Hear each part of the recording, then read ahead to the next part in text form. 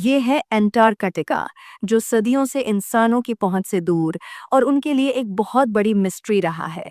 चाहे वो blood waterfalls हो, मिस्टीरियस एनिमल्स हो, अंडरग्राउंड लेक्स हो या बर्फ के नीचे दबे हुए शहर हो, अंटार्कटिका के बारे में कई ऐसी मिथ्स और मिस्ट्रीज है जिनका आज भी सुराग नहीं लगाया जा सका। अंटार्कटिका दुनिया का वो अकेला कॉन्टिनेंट है जहां कोई इंसान नहीं रहता, क्योंकि यहाँ पर टेम्परेचर -90 डिग्री सेल्सियस तक चला जाता है।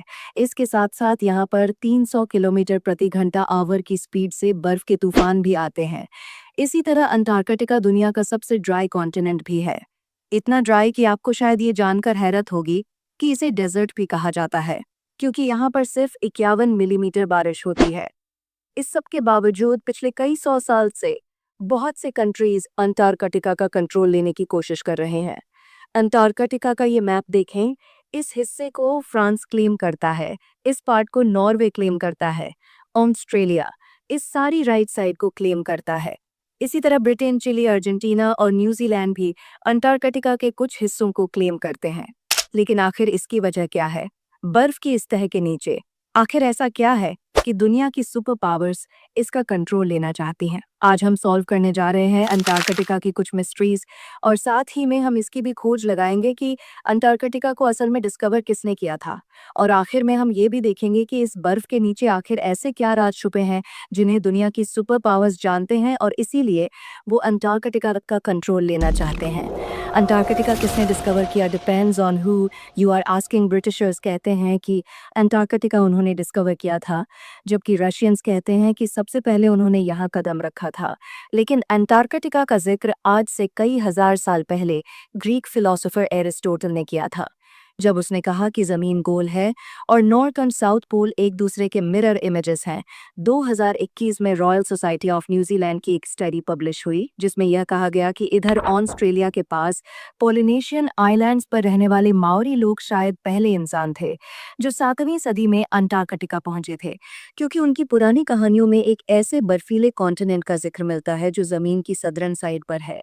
खैर, रिकॉर्डेड हिस्ट्री में ब्रिटिश ऑफिसर जेम्स कुक वो पहला यूरोपियन था जो अंटार्कटिक सर्कल क्रॉस करके इधर अंटार्कटिका के पास पहुंचा। लेकिन वो अब भी अंटार्कटिका से 130 किलोमीटर दूर ही था कि उसने अपनी शिप वापस मोड़ ली, क्योंकि उसे अंटार्कटिका तो नजर नहीं आया, मगर पानी में तैरते हुए आइसबर्गर्स जरूर नजर आए, और समुंदर के तेवर ऐसे थे कि शिप को आगे लेकर जाना बहुत खतरनाक था। इसीलिए जेम्स कुक ने कहा था कि इस सदर्न कॉन्टिनेंट तक पहुंचना इतना खतरनाक है कि शायद ही कभी कोई इंसान यहाँ तक आए। कैप्टन कुक के बाद और भी बहुत से लोगों ने अंटार्कटिका डिस्कवर करने की कोशिश की, मगर वो कामयाब नहीं हो सके। फिर 19वीं सदी के आते ही इकोनॉमिक डोमिनेंस के लिए कंट्रीज के बीच एक कंपटीशन शुरू हो गया।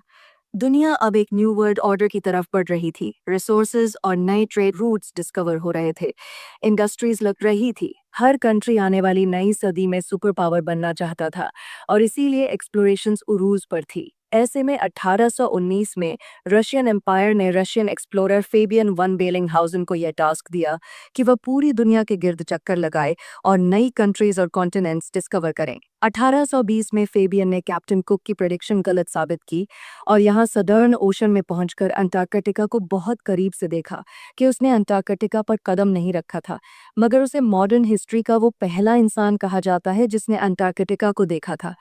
फिर 1900 से 19वीं सदी के बीच बहुत से एक्सप्लोरर ने अंटार्कटिका का रुख किया। British explorer Robert Falcon Scott 1911 में अपनी टीम के साथ अंटार्कटिका पर उतरा और तकरीबन 400 माइल्स तक आगे गया, मगर फिर खराब मौसम और भूख की वजह से उसे वापस पलटना पड़ा। लेकिन वापसी का यह सफर बहुत ही भयानक साबित हुआ। स्कॉट और उसकी टीम सख्त सर्दी और बर्फानी तूफान में फंस गए और इन सब की मौत हो गई। फिर वर्ल्ड वॉर 1 के बाद बहुत सी कंट्रीज ने यहाँ अपनी टीम्स भेजी और इस कॉन्टिनेंट को क्लेम करने की कोशिश की। 1939 में हिटलर के कहने पर जर्मन एयरफोर्स ने यहाँ नासी फ्लैग्स भी गिराए ताकि इस एरिया को नासी जर्मनी के कंट्रोल में दिखा सके। वर्ल्ड वॉर 2 के बाद बहुत सी कंट्रीज ने यहाँ अपने रिसर्च स्टेशन सेटअप किए और यहीं से फिर अंटार्कटिका के बारे में मिस्टीरियस डिस्कवरीज होना शुरू हुई। सबसे पहली और बड़ी मिस्टीरियस डिस्कवरी ये है कि किसी जमाने में अंटार्कटिका पर बर्फ नहीं बल्कि घने जंगल थे। इंपीरियल कॉलेज ऑफ लंदन के साइंटिस्ट्स के मुताबिक उन्हें यहाँ फॉसिलाइज्ड वुड मिली, जिससे पता चलता है कि करीबन 90 मिलियन ईयर्स पहले अंटार्कटिका एक गर्म कॉन्टिनेंट था जहां पर घने जंगल होते थे। इसके अलावा उन्हें यहाँ कुछ ऐसे इंसेक्ट्स के फॉसिल्स भी मिले जो सिर्फ गर्म इलाकों में होते हैं। अंटार्कटिका के बारे में दूसरी बड़ी और मिस्टीरियस डिस्कवरी ये थी कि इस 3 किलोमीटर की बर्फ के नीचे 400 लेक्स हैं जिनका अपना ही इकोसिस्टम है। वहां पर ऐसे ऐसे समुद्री जानवर हैं जो पूरी दुनिया में कहीं नहीं होते, जैसे ये बड़े बड़े स्पाइडर्स और सी थ्रू जेलीफिश। ये बर्फ के नीचे एक अलग ही दुनिया है। इसी तरह अंटार्कटिका पर एक और चीज जिसने बहुत से एक्सप्लोरर को बहुत सालों तक पजल किए रखा, वो ये खूनी चश्मे हैं मैकमर्डो की वैली में। ये वाटरफॉल ऐसे है जैसे बर्फ से खून निकल रहा हो, मगर हाल ही में साइंटिस्ट्स ने ये डिस्कवरी की है कि इस वाटरफॉल का सुर्ख रंग इसलिए है क्योंकि इस चश्मे को एक बहुत ही सॉल्टी लेक से पानी आता था जिस पर अब कई 100 फुट बर्फ पड़ चुकी है, और वो लेक एटमॉस्फेयर से बिल्कुल कट ऑन ऑफ है। इस पानी में बहुत ज्यादा आयरन है और इसीलिए जब ये पानी चश्मे में आता है तो ऑक्सीजन और धूप की वजह से पानी में मौजूद आयरन ऑक्सीडो है और उसका बिल्कुल जंग जैसा कलर हो जाता है। अंटार्कटिका के बारे में तीसरी सबसे बड़ी मिस्ट्री और कंस्पिरेशन ये है कि इस बर्फ के नीचे कोई एशियंट सिविलाइजेशन है। बहुत से लोगों ने ये क्लेम किया है कि यहाँ पर एलियन स्पेसशिप्स भी देखी गई हैं। 2016 में गल अर्थ पर अंटार्कटिका में बहुत सी अनयूजुअल एक्टिविटीज रिकॉर्ड की गई हैं। कंस्पिरेशन थ्योरी जहां इन्हें एलियन यूएफओ कहते रहे, वहीं बहुत से पॉलिटिकल एक्सपर्ट्स के नज़दीक ये अमेरिका और दूसरे कंट्रीज के सीक्रेट एयर ऑपरेशंस हैं जो वो अंटार्कटिका में कर रहे हैं। और यहीं पर आता है अंटार्कटिका का वो हिडन पॉलिटिकल फ्रंट जिससे बहुत कम लोग अवेयर हैं, जहां बाकी पूरी दुनिया दूसरे जियोपॉलिटिकल इश्यूज में उलझी हुई है। वहीं अमेरिका, चाइना और सोवियत यूनियन अग्रेसिव अंटार्कटिका पर एक्सपीरियंस भेज रहे हैं। इनफैक्ट चाइना ने तो वहां अपने मल्टीपल रिसर्च स्टेशन सेटअप किए हैं।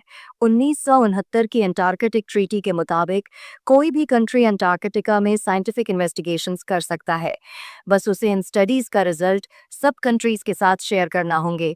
1992 में यूएस जियोलॉजिकल डिपार्टमेंट के सर्वे में ये डिस्कवरी सामने आई कि अंटार्कटिका में 500 अरब बैरल्स के नेचुरल गैस और ऑयल के रिजर्व्स हैं, लेकिन चाइना और ये दूसरे कंट्रीज इस ऑयल और गैस के लिए अंटार्कटिका में इंटरेस्टेड नहीं है, बल्कि हाल ही में अंटार्कटिका में बहुत ही बड़ी क्वांटिटी में ओमियम प्रेसिडी, मियम टर्बी और डिस्प्रोशियम जैसे रेयर अर्थ मिनरल्स के रिजर्व्स डिस्कवर हुए हैं।